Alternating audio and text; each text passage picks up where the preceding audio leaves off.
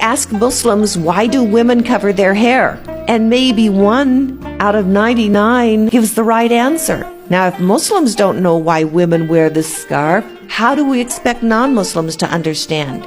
We put this on so that everybody will know that we are Muslim women. We are proud of the Muslim women. What stands before you is a woman of enormous strength, enormous courage and integrity. This woman will not lie. She will not cheat. She will not deceive. She will be the best employer, the best employee, the best friend, the best advisor, the best counselor. That's a Muslim woman. You can trust her.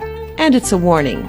It tells to everybody what stands before you is a woman who knows her worth. She knows her value. She is not a toy. So don't even try to play with her. This is a woman you take serious. My hijab lets people know straight up front that I want to be set apart from everyone else. I want you to know who I am, and this is what you have a right to expect from me, and this is what I will accept from you. Therefore, when you come near me, leave your profanity somewhere else. I will not hear it.